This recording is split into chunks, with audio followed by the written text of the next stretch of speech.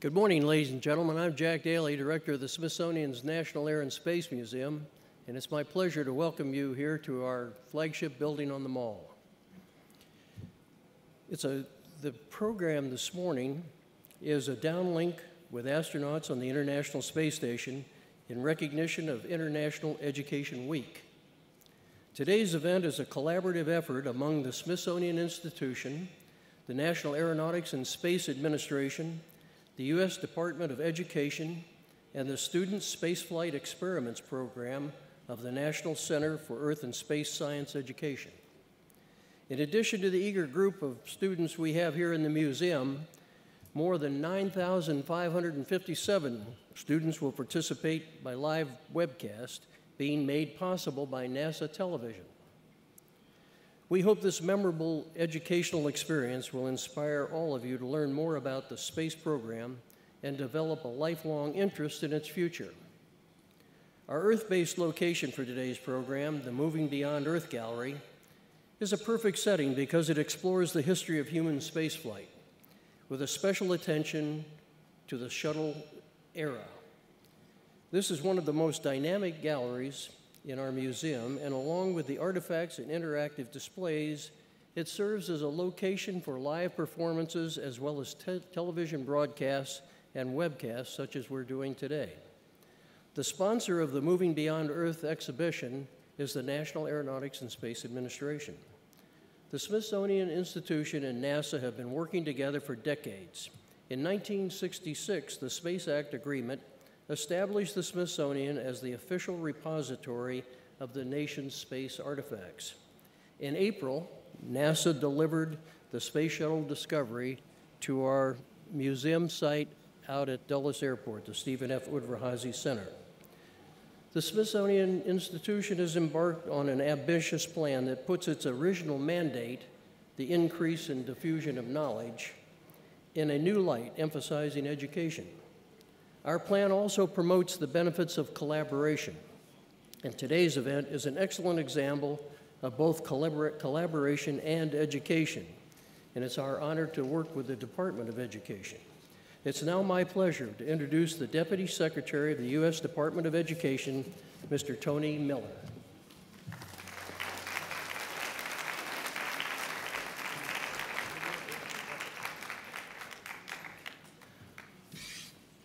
Thank you very much. Really is my pleasure to be with you all this morning. My name is Tony Miller, and I am the Deputy Secretary at the Department of Education. And I hope you all are as excited as I am to be here. I want to thank in particular the Johnson Space Center, Teaching from Space Office, who we've partnered with over the last 10 years, and who is responsible today for bringing us the downlink and allowing us to participate. I also want to thank the Air and Space Museum. I can't think of a more fitting place than to be here for today's event. Now, in just a few minutes, we'll be talking with the Space Station Commander, Suni Williams. Now, she holds the world record for the woman who has spent the most time in space. And we'll also be talking with NASA astronaut Kevin Ford, so I hope you have your questions ready. Now, while we're still waiting for the space station to begin, they need to get in range so that we can communicate, for those of you who understand the space communication as we'll learn about today. I want to use the next few moments to talk to the students in the room and almost the 10,000 students in their communities in the United States and Canada who are joining us online. Now, when I was your age, which was clearly a little while ago, I remember watching Star Trek and seeing the latest James Bond movie, and I would see all these amazing gadgets, and I'd wonder, wow, will those things ever be real? Will I be able to kind of do the kinds of things that I'm seeing in the movies and on TV? And now, it's remarkable that I take for granted some of those very things that seemed to be so way out there and futuristic when I was your age. Things like personal computers, personal entertainment devices. So think about it and ask yourself, what are the things today that you think about seem way futuristic, almost hard to imagine? Think about those things. Which ones of those do you think will be a regular part of your life when you're an adult? I bring this up because it's very likely that some of you right here in this room will be the ones to create the equivalent of the next cell phone, to create the internet, to create the next tablet, and to bring about scientific advances that will help us solve global problems for people all over the world. You're growing up in an exciting time, but also a time when we're facing some big challenges that are going to require the best thinking intellectually, the best thinking creatively, and frankly, a real sense of humanity. And I want to stress to you then the importance of your education and the need to be physically fit, because being a healthy citizen is the combination of a healthy body and a strong mind. So since taking my current role here, I help to lead the improvement, what I do now is I help to lead the improvement of the U.S. education system. Now, in that role, I've had the pleasure of meetings with my colleagues from countries from all around the world. And the conversations we have shown me that the challenges that we face, they're the same in the U.S., in China, in Brazil, in Russia. We all agree that it's education that will lead kids out of poverty and that will give you a chance. We recognize that whether you want to be an astronaut or a doctor or a teacher or a technician, if whatever inspires you, that you must value your education and your health and the role that both will play in opening up opportunities for you to follow your passions. And as the Deputy Secretary of Education, but frankly, as a father, I have the same hope for you that I have for my own son. And that's both you and he can grow into the global citizens who are able to pursue their dreams at home and abroad, or frankly, even in outer space. I hope you'll take some time to thank your teachers. I'm sure both of these astronauts will tell you that they had some pretty engaging math and science teachers who inspired them to pursue careers in science, technology, engineering, and math, what we call STEM. And so it's important that the role that teachers and your parents have been playing. They play a very important role, and I hope that you will be encouraged as you pursue your careers in STEM and think about becoming the next set of teachers to inspire future generations of innovators and dreamers.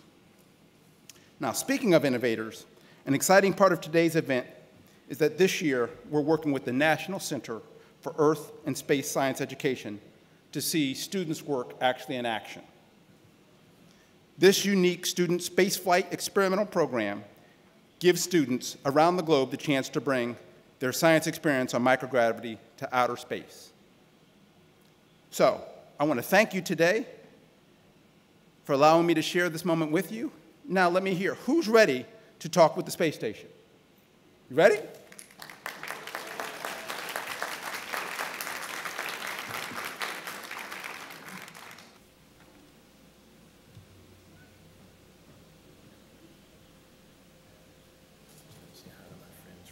Yeah. Station, this is Houston. Are you ready for the event? Yes, we are ready. Houston, this is Station. We are ready for the event. They said do flips.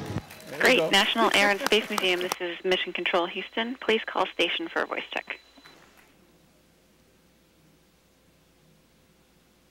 Yep. Okay. Station, this is Deputy Secretary Tony Miller, along with students, scientists participating in the Student Spaceflight Experiments Program. How do you hear me? We hear you loud and clear aboard the International Space Station. Welcome aboard. All right.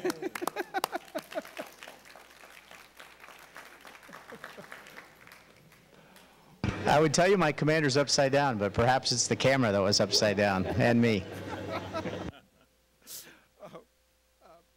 Well, it's very exciting to be here, and we're really looking forward to having our students talk with you and learn about what it's like to be in space, and they could ask you some of your questions.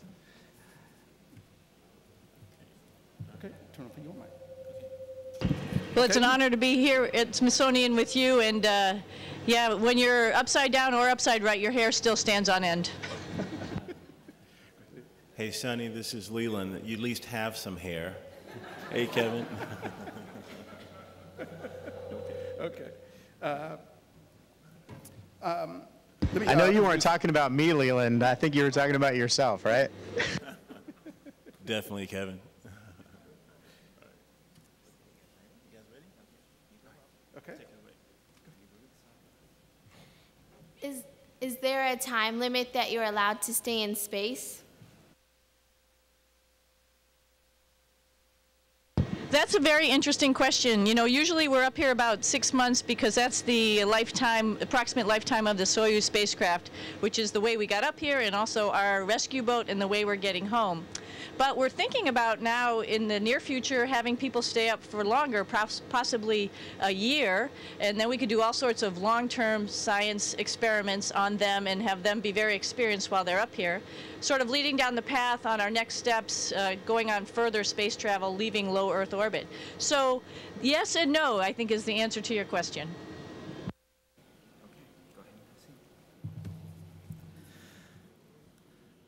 Thank you, ISS. Our next question comes from Callaway and Pleasanton, Nebraska.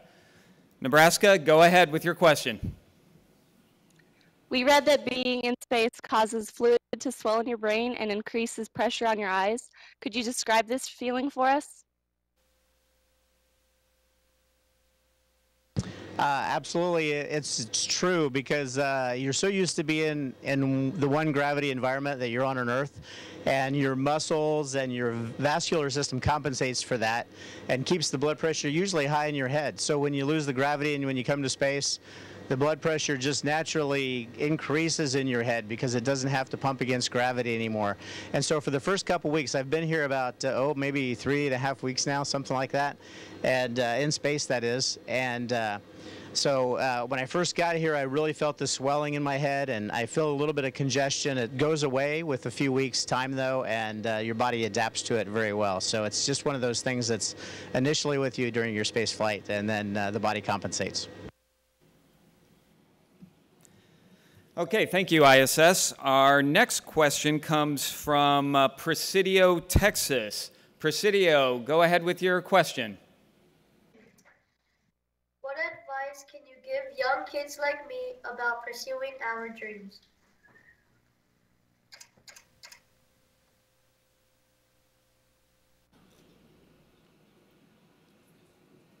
ISS, did you copy? Question was what to tell kids like you who want to live and fulfill your dreams. Is that correct?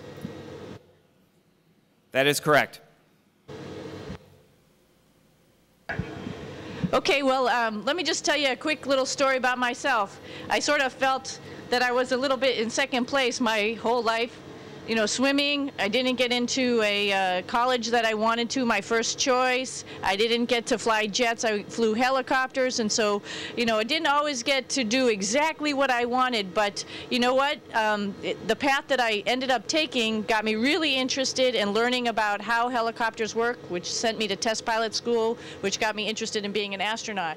So the point of my story is here, and what to tell kids about living their dreams is, you know, you're going to be disappointed along the way, but that's okay, because it's going to open new doors and new things for you to think about and learn about, and just have your eyes wide open and get ready for all those challenges, because they'll be out there, but they'll be fun, and the rewards are great if you try hard, work hard, and do your best.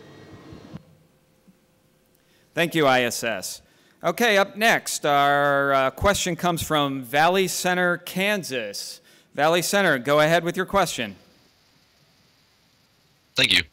My question is, was there anything you were not prepared for when you first went into space?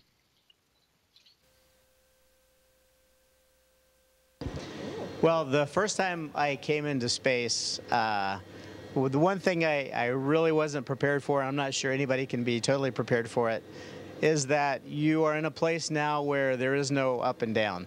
Your entire life, even when you wake up in the morning before you open your eyes, you know which way is up and which way is down, and everything in your house is built for up and down. The walls, the way your faucets work, everything is based around gravity. And up here, you can be in any orientation. You can get really used to flying through a module using the ceiling as a floor or the wall as a floor if you'd like to get your orientations. And many times you'll find yourself lost. And if you drop something, it can go, instead of one direction to the floor, it can go really in 6 different directions. And it's really hard to find and keep track of things. So I'd say that is the one most confusing thing that I wasn't prepared for when I came to space the first time. Thank you, ISS. Okay, up next is Hilo, Hawaii. Hilo, go ahead with your question, please.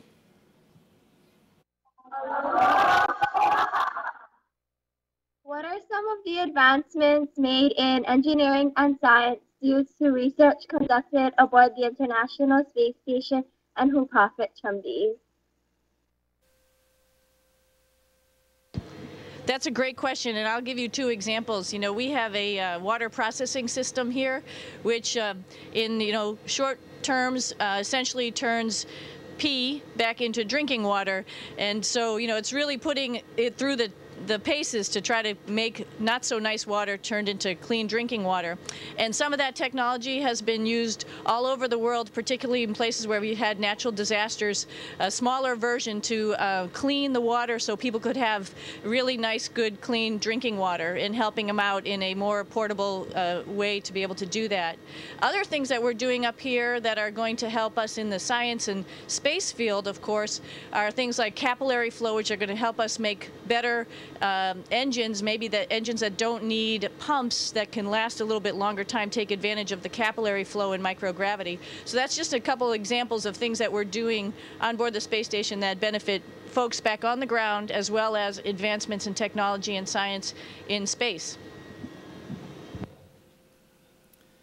Thank you, ISS. Up next is Portland, Oregon. Portland, please go ahead with your question. Thank you. Our question is for Suni. How much control do you have over the space station? For example, do you use rockets to move the station to protect you from space debris? That's a great question. In general, we don't really have to do much at all. The space station sort of takes care of itself, as well as the ground controllers who are always watching the space station telemetry and making sure we're all okay up here.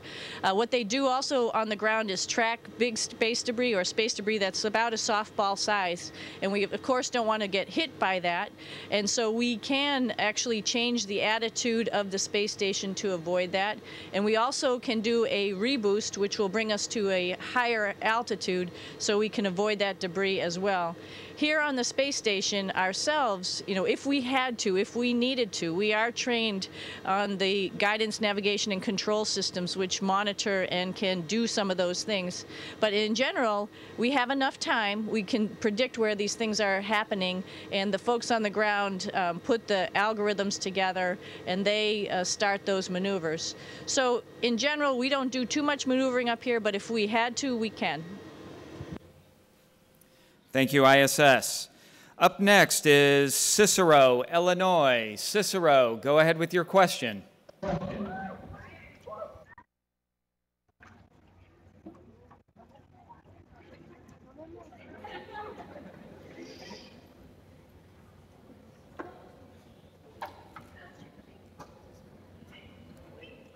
Cicero, do you copy?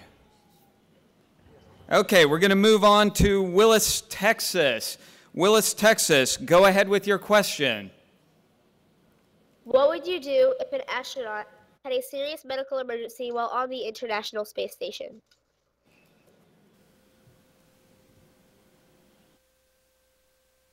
Well, it's a possibility, of course, just like it is on Earth, that anything could happen at any time. So we have a medical training staff in Houston that teaches us all about all the medical, the most likely medical events that could happen.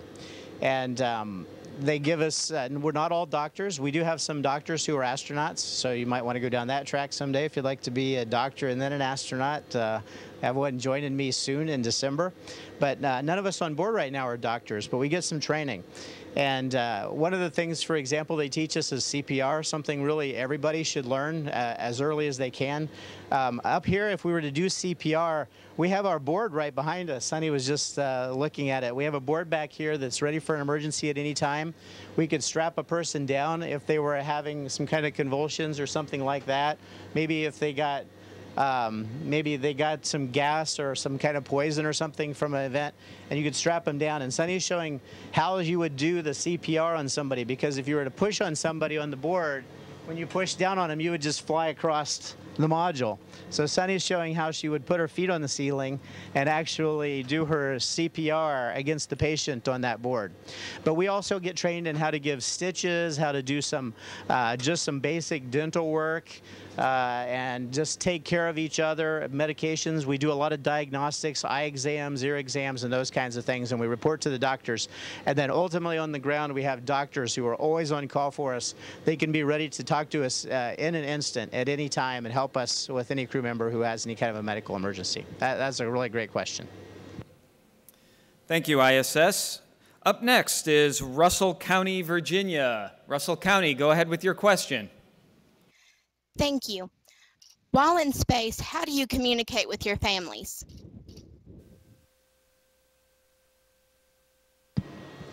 That's another great question, because it's really important to stay in touch with folks back on the ground. I think for both us up here and also our friends and family on the ground who are, of course, worrying and thinking about us. So, we have an IP phone, Internet Protocol phone, when the satellite is lined up with a satellite out in, when our antennas are lined up with a satellite out in space, we have the ability to make a phone call. It happens to be like the same communication why we have video right now. Other things we have, of course, are email. We don't have instant messaging, unfortunately. We have synced email, so every couple hours our email gets synchronized with the ground, and then we get email back and forth.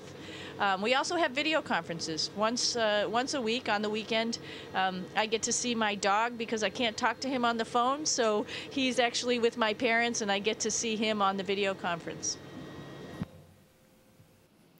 Thank you, ISS. Up next, San Marino, California. San Marino, please go ahead with your question. Are there any developments involving space exploration that can contribute to combating some of the problems on Earth today, such as renewable energy sources or global warming?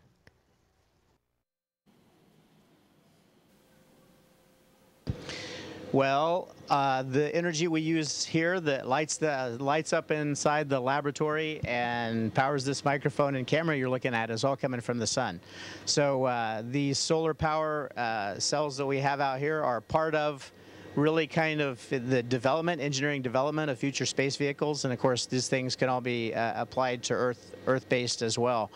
Also, we do, crew Earth observations. When you talk about the climate and that sort of thing, we can help with photos and observations from space, not only from a space station, but other from space vehicles as well, to try to track what's going on, make analyses so that we can hopefully find out exactly what kind of impacts perhaps we're having and make advancements there, and just study the problem.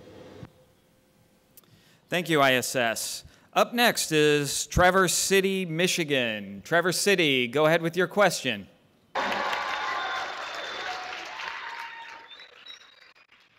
What's your favorite part about being a part of the SSEP?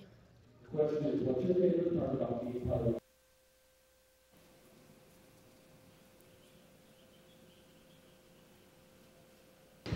The last part of the question, what's a favorite part about being part of, can you repeat the last part of the question?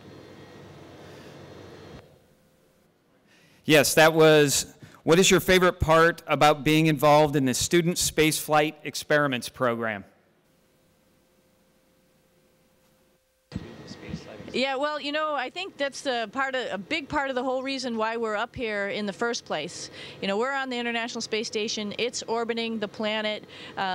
But the next generation of explorers is out there. It's you guys. And we're up here hopefully being part of this program to inspire you, for you to see how much fun it is, how cool it is to actually be an astronaut and be involved in developing the next generation of spacecraft and the things that spacecraft will do, which is probably going to be going beyond low Earth orbit. So I feel pretty honored to be part of it. I hope we're getting you guys psyched up because your future is huge. I'm a little bit envious. I wish I was about 20 years younger so I could be in your shoes, going to be doing the things that you're going to be doing in regards to space and space travel. So very honored and psyched to be part of this program. So thank you for inviting us. Thank you, ISS. Up next is Lake County, Indiana. Lake County, go ahead with your question. Thank you. And is there any downtime on the space station, and what do you do with that time?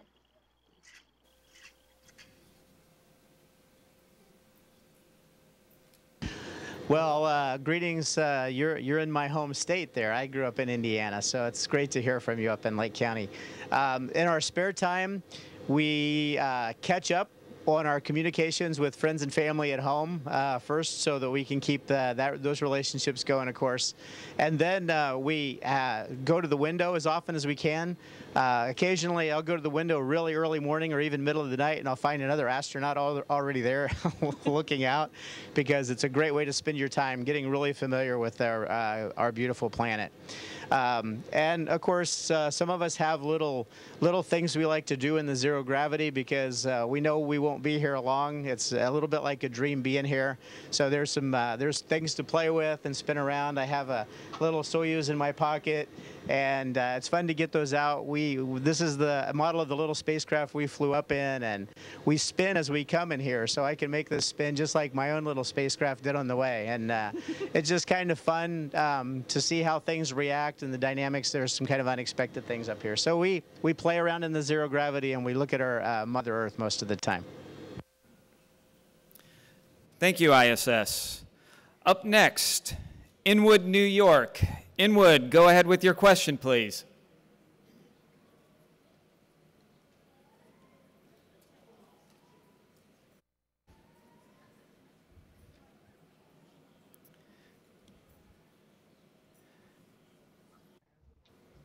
Okay, the question from Inwood, New York, ISS is, what was your first aha moment in space?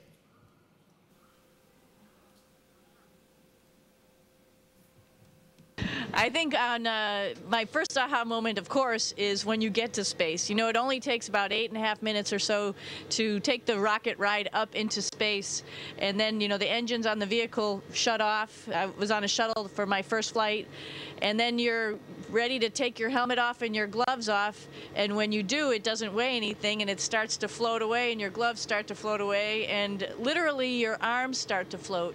You know, on Earth, we don't realize it, but gravity is holding your arms down. Just like when you sleep in space, if you don't think about it, your arms will start to float back up again. So I think, of course, that had to be the biggest aha moment. It was just incredible, and it just makes you laugh, because it's like, this is just really cool. So, of course, that's number one. I think number two, I have to add number two, on a spacewalk, up on top of the space station on a solar array, watching the aurora hit the Earth, and when you see this green energy hitting the planet, you sort of realize that, you know, there's a whole lot of energy in the universe that's pretty much untapped, and we have a lot more to discover and learn about. So that really hit home, was a huge aha moment.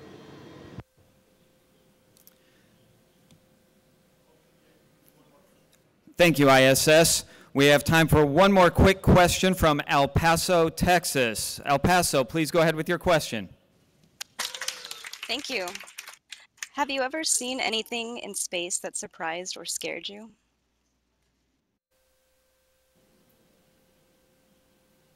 Well, I'll take it just shortly, and then I'll pass it off to Suni. Everything surprises you in space. From the time you get up, cruising through a lab at nighttime with everybody sleeping and floating down a dark aisle, to just when you lose control maybe of your drink or your water bag, and the water particles just go every direction instead of falling on your floor. So surprising. I haven't, fortunately, really been scared yet. There are some times when things really get your attention. I remember coming up in this last flight on the rendezvous day. Our Soyuz rendezvous was really aggressive, and we came at the station really fast. So there's a lot of things that make your heart beat quickly sometimes, but nothing that was really, really scary for me. And I'll hand it, since that was the last question, I'll hand it back over to the commander of Expedition 33 for final words.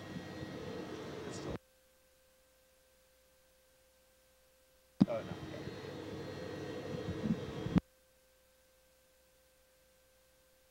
no. So we wanted to just say thank you, if that was the last question, for letting us participate in this event with you. It's been great. The Smithsonian's a wonderful place, just amazing to be part of it. The ISS is just a wonderful place. Again, amazing to be, an honor to be part of it. And we're hoping, again, that we are inspiring the next generations of explorers, because this is just a stepping stone. ISS is great, but it's just a stepping stone. You guys are the next ones who are going to take the next big steps. So get psyched out there, and we're looking forward to watching you guys in the future. Thank you, ISS. Let's hear it for Commander Williams and Colonel Ford.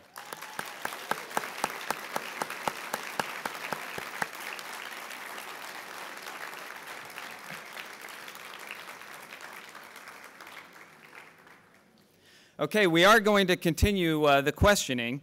Our next speaker is the Associate Administrator for Education at NASA, Leland Melvin. Leland is responsible for the development and implementation of the agency's education programs.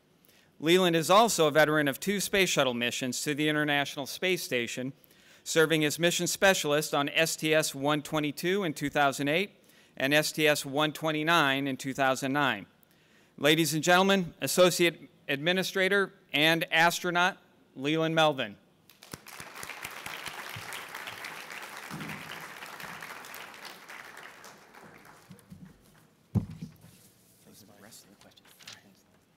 Okay, how's everyone doing? Did you guys have a good time?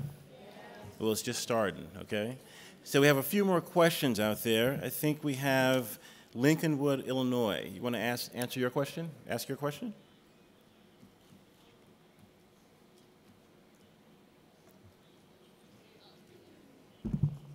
When it comes to missions and travels, does NASA work well and cooperate with the other agencies aboard the International Space Station, such as the European Space Agency, Russia, Canada, and Japan? That's a very good question. We work with all of those agencies, and when I think about the students in here and the students out there in the internet land, you know, we have to work together as one big team, because if we're going to go to Mars one day as a civilization, it takes all of us to work together. So we work with all of these countries. We want to work with even more countries in the future. So very good question. Next question is from Pennsauken, New Jersey.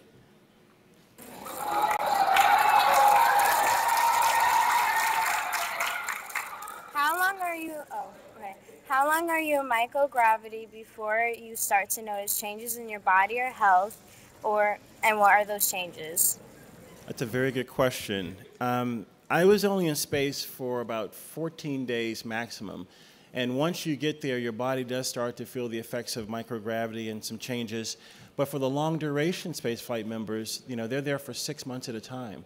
And so if they don't work out and do resistive exercise, you know, push-ups and resistive things, that their muscles will atrophy and their bones will actually leach out the calcium. So their bones will get weaker. So it's very important for long duration spaceflight that you do cardiovascular workouts as well as the resistive exercise. Very good question. Thank you. Next we have Galva Holston, Iowa. What's your question?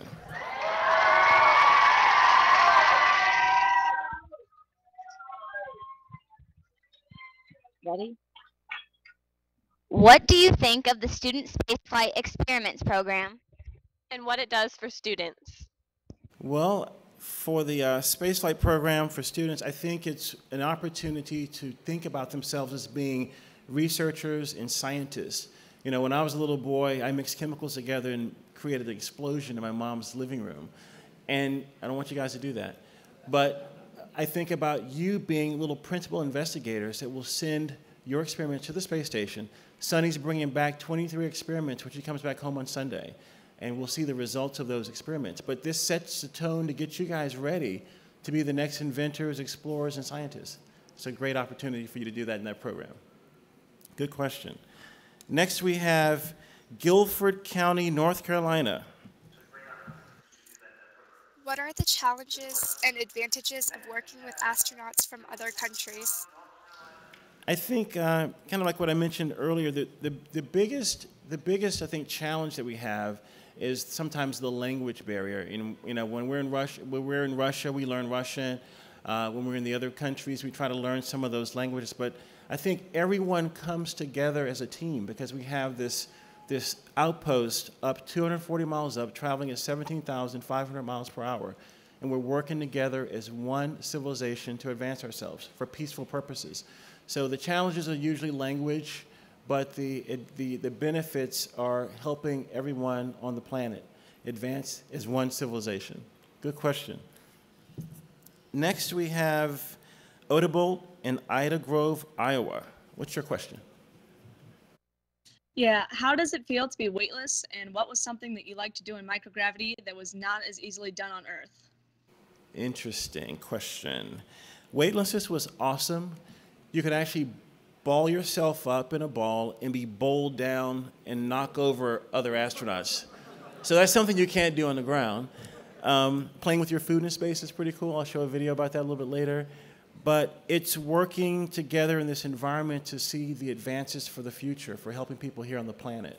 And I think that's the biggest part of microgravity, that's the beneficial piece of the experiments, the working together, the thinking about the future of exploration. Good question. Next we have Santa Monica, California. What's your question?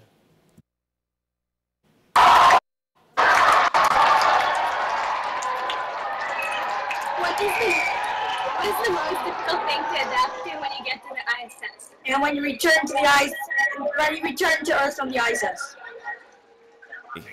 Good question. The most difficult thing to adapt to?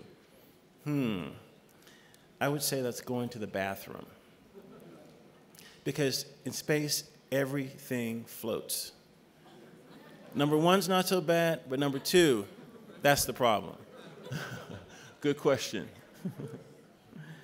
We'll talk about that more later. All right, next we have Chicago, Illinois. What's your question? Can you see hurricanes and other weather activity from space? And if so, what do they look like? Okay, I wasn't up there, but I'm sure that both Suni and Kevin saw the Hurricane Sandy from space, and it looks, it's like the weather satellites that show you the pictures on the Weather Channel. It looks very similar to that, but we can track it for much longer times. We have our video cameras, we have our wide-angle lenses and long zoom lenses, so you can see pretty much everything from that vantage point with different lenses. Very good question. Okay, next we're going to have Stonewall, Manitoba, Canada. What's your question? Thank you. Hello. My question is the Canadian arm useful in space? Okay, is the Canadian arm helpful? Well, when I went to space, I was the robotic arm operator, and I used Canadarm1 and Canadarm2 to install the European Space Agency's laboratory. So it was extremely helpful, and it was the only way that we could actually install these modules onto the space station. So yes, our Canadian friends came through with a great device. Good question. Next question is from New York City. What's your question from New York?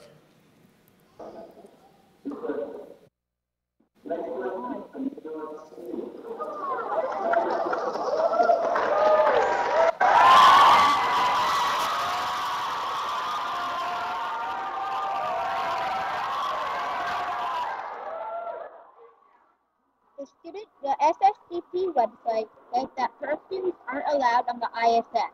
Why is that? I would think that perfumes aren't allowed because the alcohol can kind of outgas and maybe get on different equipment.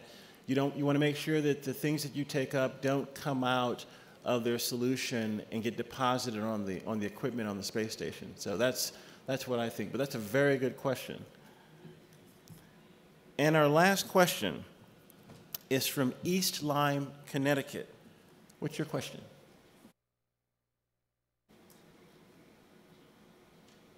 Is East Lyme out there?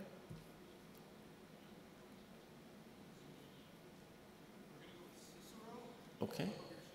Okay, we're going to go back to Cicero. Does Cicero have another question? There we go. How is life in space different from life on Earth? How is life different on space than life on Earth? Well, when Suni comes back on Sunday, she's going to probably have this moment where she grabs her plate and she puts food on her plate, and then she probably turns and thinks that the plate's going to keep floating, and it doesn't. It hits the ground. So thinking about how you do things in a 1G environment on the planet, and gravity, this gravitational pull, and how you can do things differently in space.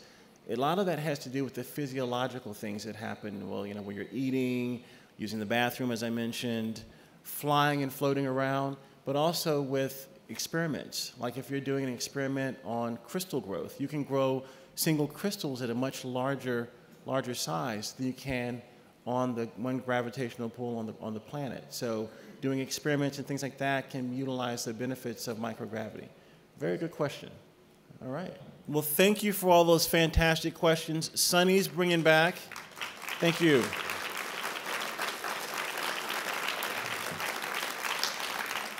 Suni's bringing back the experiments on Sunday, as I mentioned, and you'll get to see the results of that work that's been done. I'm going to turn on my wireless mic real quick. I'm turning on the wireless mic because I'm going to roam around. Okay. You guys like that? Oh, come on. You can do better than that. Did you like that? Yeah. Are you guys awake?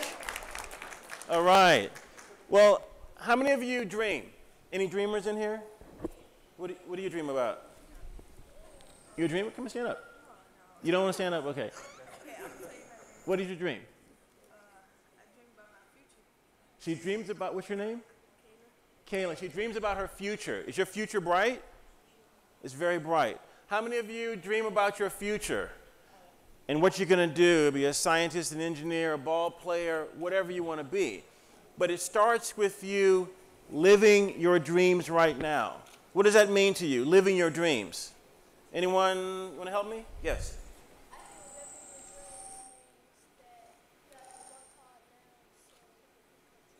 Exactly. He said, work hard now so your dreams can come true.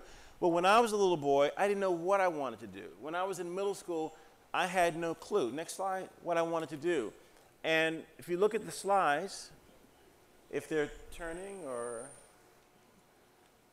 you want to help me here, virtual click, you can go to the next slide. I had no clue. I love sports and I love science, okay? And as I mentioned earlier, I had a chance to make this most incredible, I'm telling you, incredible explosion. But first, I made a skateboard. How many of you are skateboarders in here? Any skateboarders? Any football players? Basketball players? Tennis? Hockey? Ice skating? Soccer? Volleyball? What else? Okay. All right, so I love sports as a kid, but I asked my dad for a skateboard when I was a little boy. He said, we don't have the money to buy you one. So what did I do? I didn't give up. I used my brain. At Dunbar Middle School, I went to the wood shop, and I got a piece of wood, and I made the board in the shop. So I had half of the solution was my board. The next piece was the trucks and the wheels. So I got a job delivering papers, doing odd things, made the money, and I've created my own skateboard. So using your brain, using your hands, using your innovation and curiosity is very important to getting the things that you want. So started that with skateboarding. Then my mom gave me this chemistry set.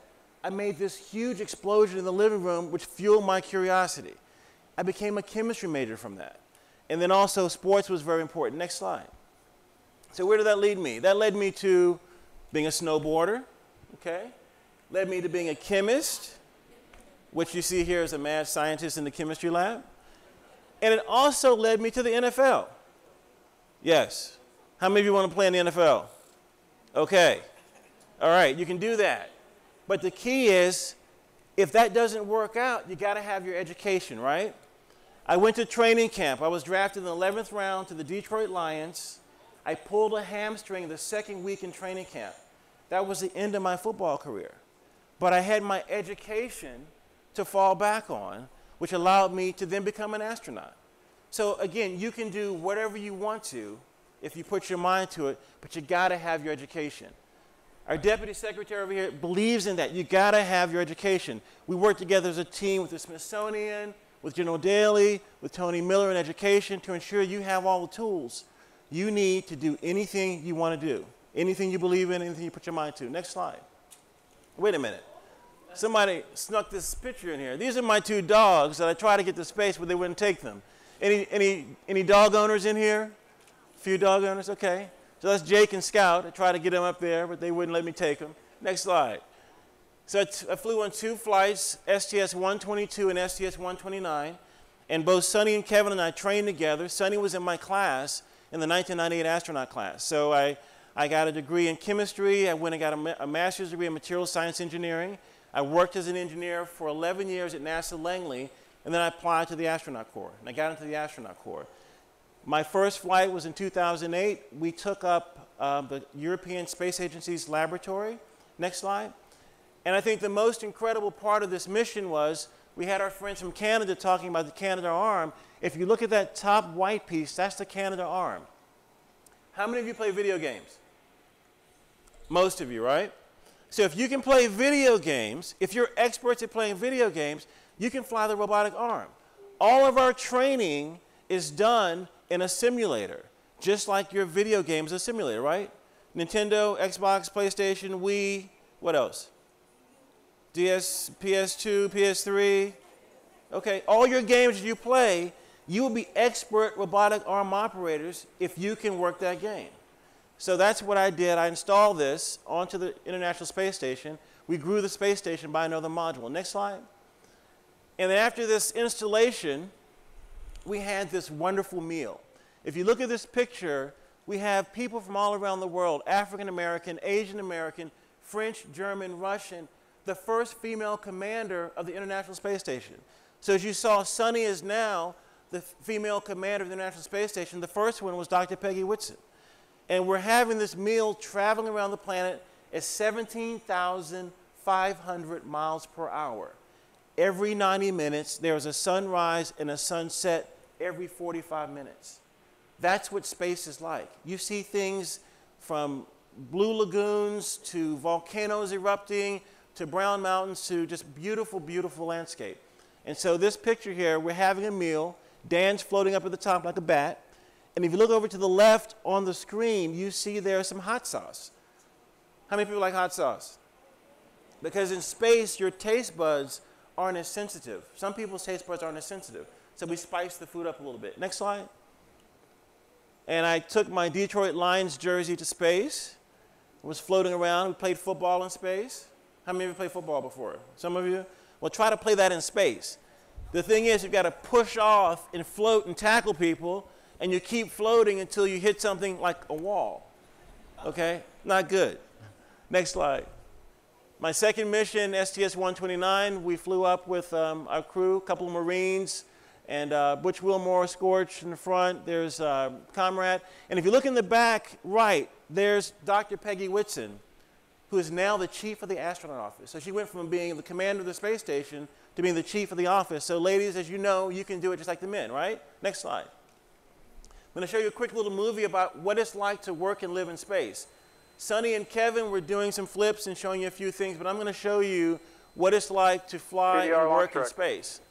About, if you can kill the sound on that, about 3.5 hours before we launch, we're sitting in this vehicle. And see that window on the right? I'm at the bottom of the window. I'm strapped in, I'm on my back, and we're waiting to actually launch into space. So Suni said it takes about 8.5 minutes to get to space. So the time that you're preparing, about a year in advance to get you ready, all these people, thousands of people from around the world are focusing and working to help you get ready to go to space. It only takes you 8.5 minutes to get there. And we had this spare parts in the payload bay. We had to use a robotic arm. We had a number of other things we had to do. We were going to bring back our colleague, Nicole Stott, because she was in space for 4 months, so we're bringing her back. I think we're having some technical difficulties, so you always have to be prepared for your backup plan, right? What's your backup plan? You got a backup plan? Okay, well, think about your backup plan. If one thing doesn't work out, you'll be ready for something else. launch directors in Houston, in Florida, getting us ready. The countdown, 3, 2, 1, liftoff. We've got a number of people around the area taking pictures, getting the orbiter ready. As you see, Space Shuttle Atlantis, which we have retired now, which is going to end up in Florida. It's sitting on the runway and on the launch pad there. I think we're counting down to 10, 9, 8, 7, 6, 5, 4, 3, 2. I'm a little early, huh? 10, 9, 8, 7. Here we go. 6, 5. Help me count. 5, 3, 2, 1. Liftoff. So if you look at this picture, I'm in the back on the right, and if you see my wrist, I'm holding my wrist up in the air. I've got a mirror on my wrist that I'm actually looking out the window, the overhead window, and I can see back down to the ground. And the plume makes a connection with the ground, connects to us, and I can see where my family and friends are sitting down on the ground. It's an incredible moment. After 2.5 minutes, the solid rocket boosters get jettisoned. And so 8.5 minutes later, we are now in space. The external tank, the orange tank, falls back down to the Earth. It burns up, falls into the ocean. So after docking. And now we start doing our work. So we had a lot of spare parts to add to the space station. As you know, the space shuttle has retired, so we use the robotic arm, both the Canadarm 1 and 2. One's on the shuttle, the other one's on the space station. So we're using that to put these spare parts up there, so when the shuttle retires, we can actually use the arm in space to attach these parts to the space station. So that's what you see there. This side is on the robotics workstation on the station side, and this is the Canadarm 1 on the shuttle side. We use targets just like you do in your video games. Here's my football game in space. Boom! I took a hit, you know. Stupid astronaut tricks, we're eating our food. In space, you transfer things with your feet. Pull yourselves with your hands, because if you're using your hands to hold something in both hands, as soon as you get to a place, you've got to slow yourself down. So here's Randy doing the Superman maneuver. Look, Mom, no hands. Food's very important in space. We had our Euro night, so a lot of our colleagues from around the world were sharing their delicacies from around the world. We had our Russian colleagues. Here's Nicole in the purple shirt. We brought her home. There's me floating food to my mouth, as usual. There's Bobby. There's Randy floating food to his mouth. So those are the kind of things you can do with your food in space. Mike and everyone else is saying, good. Nicole was the last transfer item. We transferred her over. She was item number 414. I asked the ground how much she was supposed to weigh. They said, you don't ask that. Here's playing with your food in space, M&Ms and water bubbles. This is chemistry. This is surface tension. This is physics and chemistry at work in play. The gravity starts to build back up as we come home, so I'm dropping my book. My arms feel really, really heavy. I've been in microgravity for all this time, and now the gravitational pull of the Earth and the G's we're pulling as we come back down to the ground make it really hard to move your arms and to flip the switches. At about 300 knots, Butch Wilmore, he's the pilot. His really important job is to flip the switch to let the landing gear down. As you see, he did a great job. We came home. We've been in space for about 13 days. As you see on the inset on the right, the wheels heat up quite a bit because all that energy that we were in space with has now got to be dissipated down on the ground. Parachute comes out, helps us rotate back onto the tarmac there. And we have been in space for 13 days and traveled over 4.9 million miles. So if I could only have half of those frequent flyer miles, I'd be set, right? Let's go to the next slide. After a couple hours, we kind of decondition ourselves. Take a lot of fluids, use the bathroom, those kind of things. Get your space legs, get your sea legs back, and walk around. Here's the space station assembly complete. Suni was talking to you from, I think, the U.S. laboratory, so that's back on the other side. Next slide. This is the atmosphere that keeps us alive on the planet. This is called the Earth limb, and you see a sunset here. Next slide. Here's Suni, big hair and eating chicken with chopsticks. Next slide. Suni and I, she mentioned her dog Gorby. Suni and I had 2 dogs, and our dogs were actually on the dog whisperer. So you see Suni there with her dog Gorby, and there's my dog there, Scout, and we were trying to get them to get along on the ground. Next slide. NASA's the place for everyone. How many of you have done robotics before? Any robotics operators in here? Lego robotics? Well, robotics are very important. When we want to get that, we have this rover on Mars right now. So think about trying to do things with your hands, building and creating. Like I made that skateboard. Think about the things that you can build to help society. Next slide. Legos. We have Legos in space right now. We have assembled Legos and curriculum for teachers to actually teach space physics using Legos. Next slide. Oh, wait. Who has a smartphone? How many of you have a smartphone? Okay, there's an app called the Astro app that my niece, Sierra, when I came home, she showed me that she's going to be an astronaut.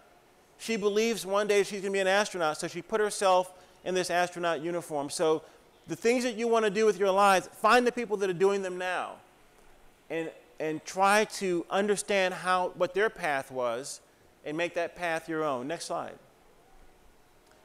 Curiosity on Mars. How many of you know about Curiosity on Mars? It's a rover that's looking for past signs of life on Mars. It's got a robotic arm. It's got all kinds of sensors for making measurements. It's pretty cool. Next slide.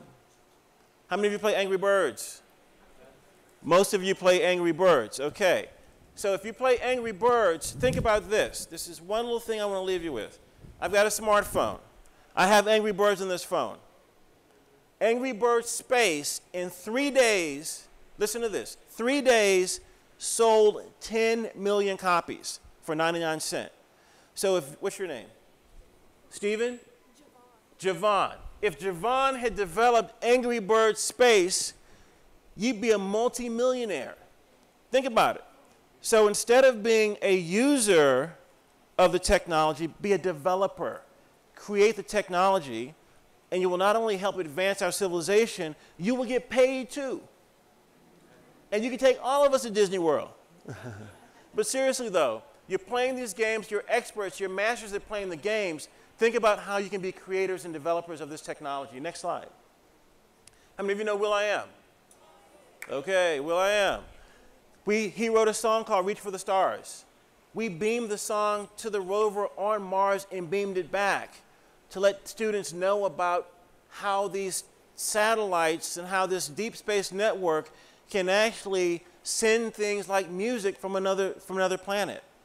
And so that's all science and physics and math. So if you know those things, if you want to be a musician, you also have to know digital signal processing and all these things that when you make your music and your MP3 files, that's all technology. Next slide.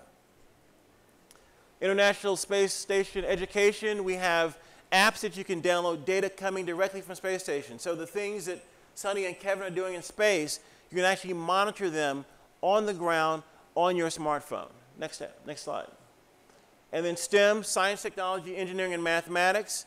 It's very important. That's the future of ensuring that we have a strong economy, that we have a creative civilization that's going to allow us to be the next generation of explorers. So you guys in here, as Suni mentioned, are those next generation of explorers. Do you believe that? Oh, come on, that's weak. Do you believe that? Yes. I still can't hear you. Do you believe that? Yes. Okay, who's going to Mars one day? What does it take to get to Mars? Hard work. What else? Okay, what else? Dedication. What else? Teamwork. What else? You say eat your green beans? Yeah, Tony mentioned you got to be healthy, you got to be strong. If you're not strong and healthy, when you get to space, in the shade it's minus 250 degrees. In the sun it's positive 250 degrees. So your body in your spacesuit has to be able to handle all of these different things. So your health is very important in space, as it is on the ground too. Next slide. So we talked about the Student Spaceflight Experiment Program. As I mentioned, Suni's going to bring back these experiments. The students that have worked on this are going to be future scientists and engineers, astronauts, whatever you want to be. But it starts with right now, getting exactly what you need right now to be that next generation of explorers. Next slide. How many people have ever said something to you like this, that you can't do something? Has anyone ever told you that you can't do something?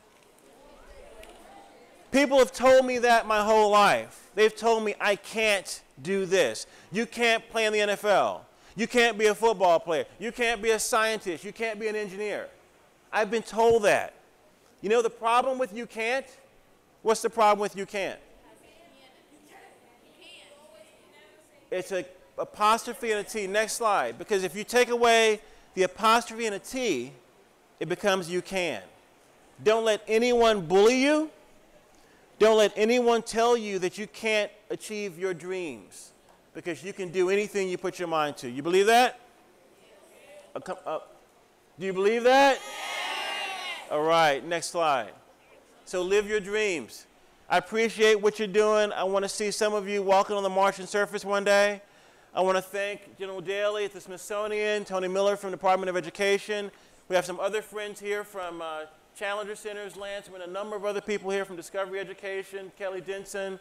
But I just want to thank everyone for having an investment in your future, because you are truly the future of our civilization. Thank you very much. God bless.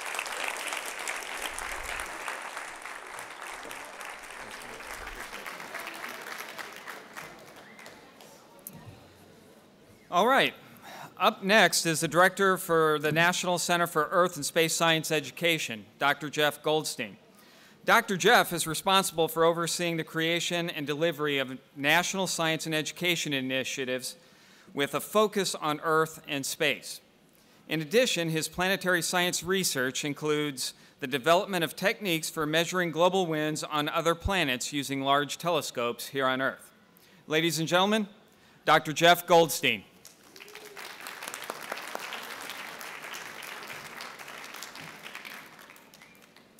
Hello, DCPS. Hello to all of the students across the country and in Canada. Can I hear you?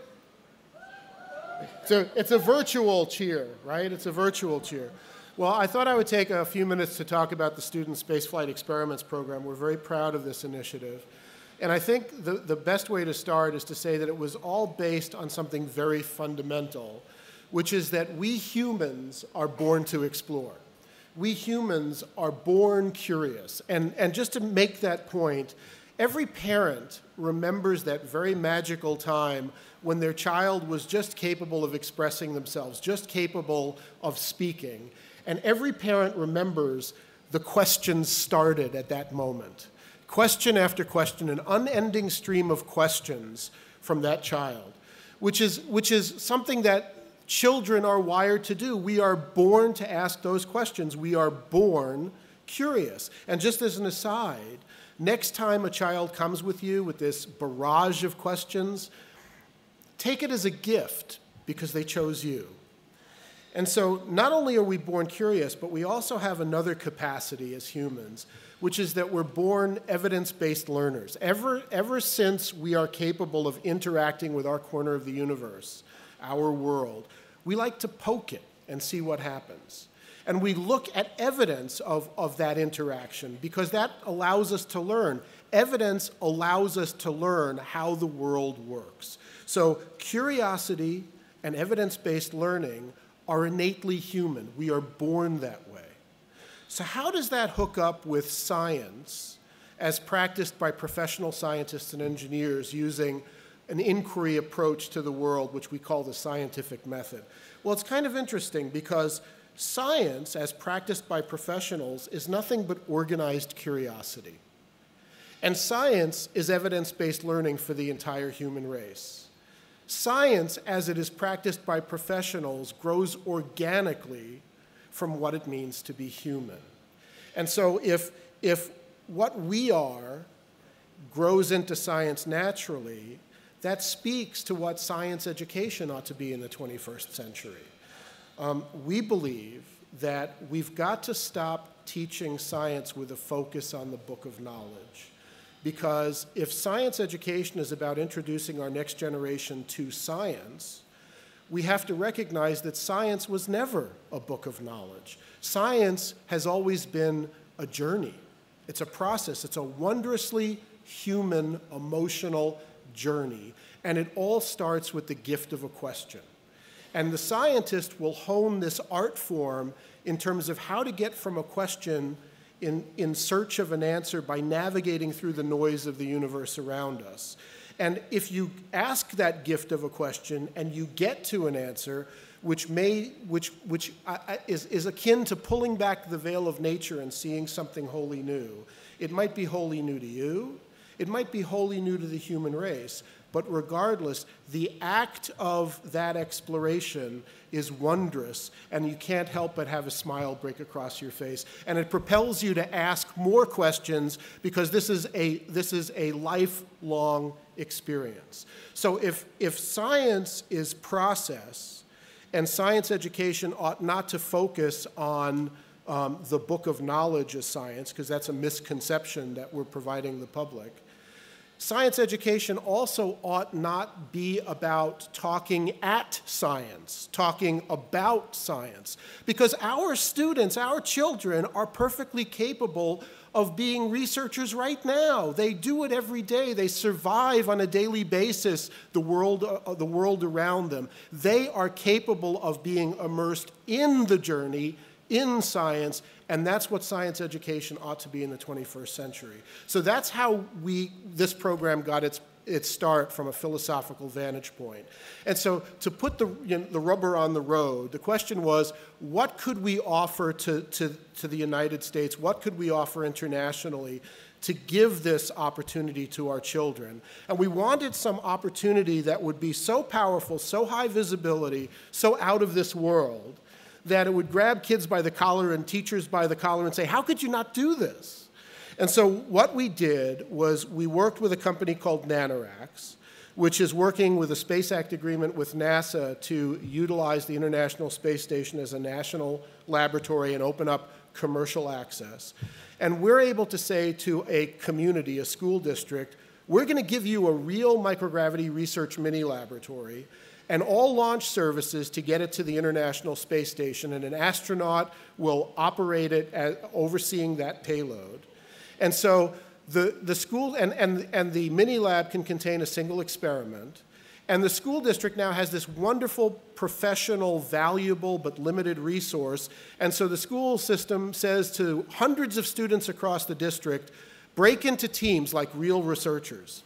Each team design your own real research program, a real experiment, which could be over a wide range of disciplines. It could be microbial, it could be protein crystal growth, food preservation, microaquatic life. It's their research. They own it. They're empowered to ask the questions that they want to see an answer to. And they design a real experiment constrained by the operation of that mini lab, which is used by professional researchers, and constrained by flight operations to and from low Earth orbit, so that we work directly with NASA through NanoRacks. And each of these teams writes a real proposal, a formal proposal for what they want to do, just like professional researchers. They go through a formal two-step proposal review process, just like professional researchers, and one of those experiments is selected for flight. It goes through a NASA flight safety review, a toxicology at Johnson Space Center, and the entire community rallies behind the team that's going into space on behalf of that community. So right now, there are 23 experiments aboard the International Space Station that have been overseen by Commander Williams since it got there on the SpaceX-1 Dragon vehicle. And those 23 experiments represent over 7,000 students fully immersed in experiment design and proposal writing across the US. We received, for this particular flight opportunity, over 2,000 proposals. And right now, in 24 of the 55 SSEP communities across the country and in Canada, 24 of those communities are tuned into this video conference. And there are 9,557 students out there. And so on behalf of all of those students, to all of the teacher facilitators that made this happen in all of those communities, to all of the administrators, to the over 280 partner organizations that made this happen, including 26 space grant lead institutions, to NASA, to NanoRacks, to the National Air and Space Museum and the Smithsonian, to the Center for the Advancement of Science and Space, our national partners. On behalf of those students, thank you.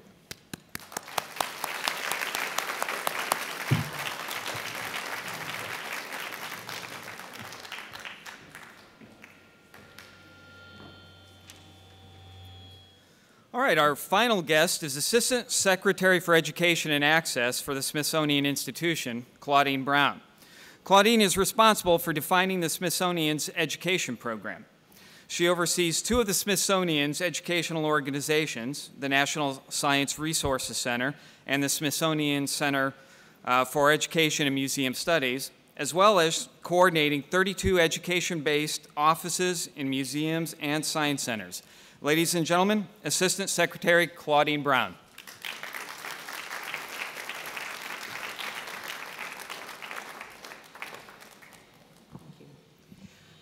So first, I would like to say thank you to this audience, and I'd like for you to give yourselves a round of applause, all of you.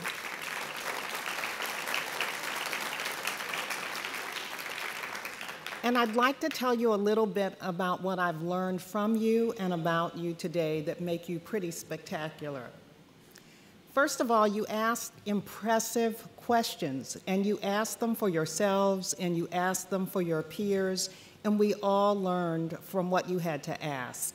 So thank you for every school, every student who came up with questions to ask of the astronauts who were with us today.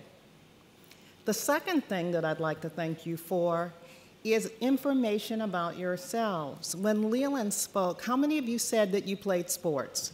Can you raise your hands again? Thank you. So here's what we know about that. We know that those of you who play sports know how to behave as a team. You know how to support one another. You know how to block for one another, and you know how to facilitate someone else's successes, because one person's success is a success for each of you. And that is a skill set that you will use in the sciences as well as in sports. So we commend you for that, and we encourage you to know and understand that very little of what you learn is not going to be useful.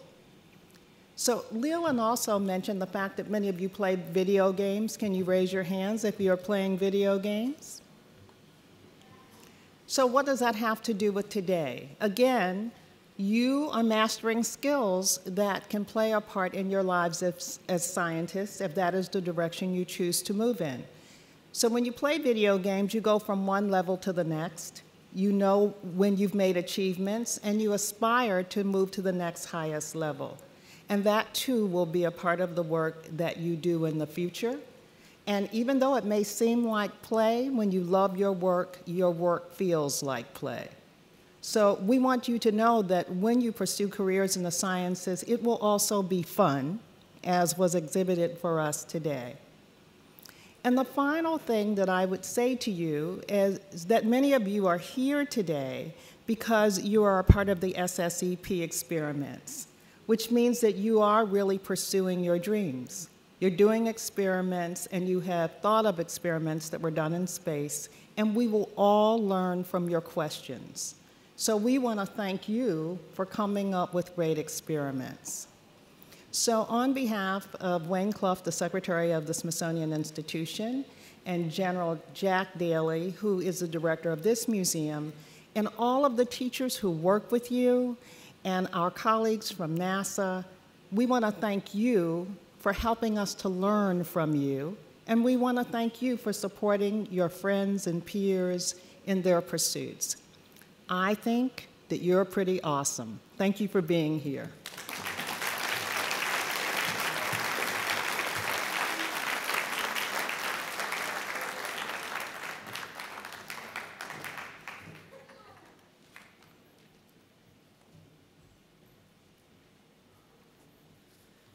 Ladies and gentlemen, that concludes our program for today. I'd like to thank our participants, Director General Jack Daly, Deputy Secretary Tony Miller, Commander Suni Williams, Colonel Jeff Ford, Associate Administrator Leland Melvin, Center Director Jeff Goldstein, and Assistant Secretary Claudine Brown.